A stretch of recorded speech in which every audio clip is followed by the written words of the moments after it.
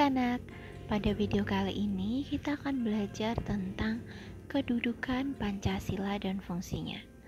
Nah, ini merupakan pelajaran pendidikan Pancasila kelas 5 bab 1 kurikulum merdeka. Kita langsung saja yuk.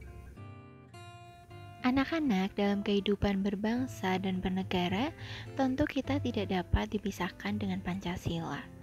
Nah, Pancasila itu tidak dapat digantikan dengan ideologi apapun. Yang pertama, kedudukan Pancasila adalah sebagai dasar negara. Anak-anak, landasan utama dalam kehidupan berbangsa dan bernegara adalah Pancasila. Nah, Pancasila itu disusun oleh para tokoh pendiri bangsa dan sudah dijadikan sebagai dasar negara. Anak-anak perlu tahu dulu, dasar negara adalah aturan hukum sebagai pengatur kehidupan berbangsa dan bernegara yang terdapat pada Pancasila.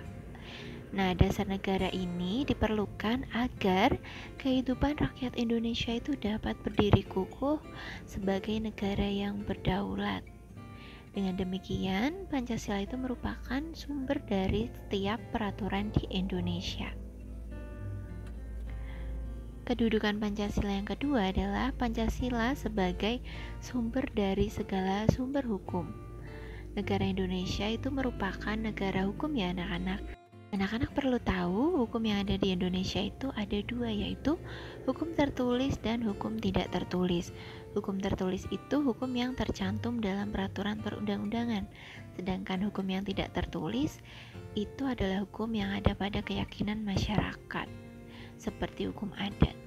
Nah anak-anak, hukum-hukum yang terdapat di Indonesia ini itu mengatur masyarakat supaya tidak terjerumus pada jalan yang salah atau jalan yang bukan semestinya. Jadi hukum ini sangat penting anak-anak.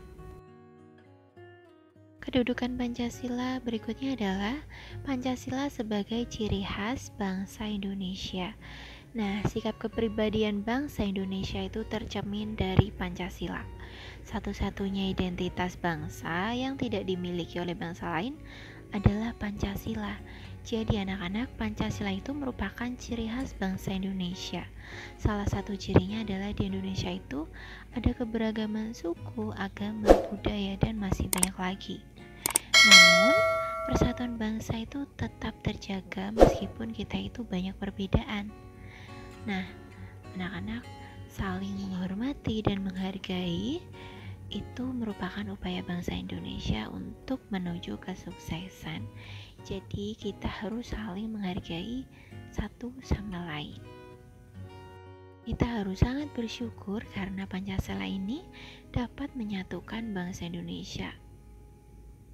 Kemudian yang keempat adalah Pancasila sebagai pandangan hidup bangsa.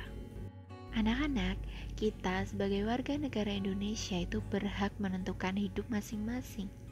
Namun untuk menentukannya itu tidaklah dengan asal-asalan. Pancasila itu kita jadikan pedoman yang berfungsi sebagai penuntun dalam menentukan hidup kita di Indonesia maupun di negara lain. Nah, di dalam Pancasila itu ada nilai-nilai sebagai dasar dalam menentukan kehidupan.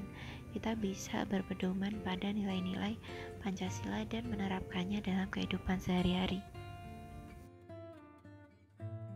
Selanjutnya adalah Pancasila juga sebagai cita-cita bangsa. Nah, anak-anak, Pancasila sebagai dasar negara itu berisi cita-cita bangsa Indonesia yang tercantum dalam Undang-Undang Dasar 1945 alinea keempat. Tentu anak-anak udah tahu ya. Nah, alinea keempat itu berisi cita-cita bangsa yang berbunyi melindungi segenap bangsa Indonesia dan seluruh tumpah darah Indonesia, memajukan kesejahteraan umum, mencerdaskan kehidupan bangsa, dan ikut melaksanakan ketertiban dunia berdasarkan kemerdekaan, perdamaian abadi, dan keadilan sosial. Jadi seluruh bangsa Indonesia itu harus hidup damai dan rukun demi mencapai kesejahteraan bersama yang menjadi cita-cita bangsa Indonesia. Anak-anak, cita-cita bangsa akan terwujud apabila pembangunan itu dilakukan adil dan merata. Nah, sekian pembelajaran kita kali ini. Semoga anak-anak bisa paham tentang kedudukan dan fungsi Pancasila. tetap semangat belajar dan sampai jumpa di video berikutnya.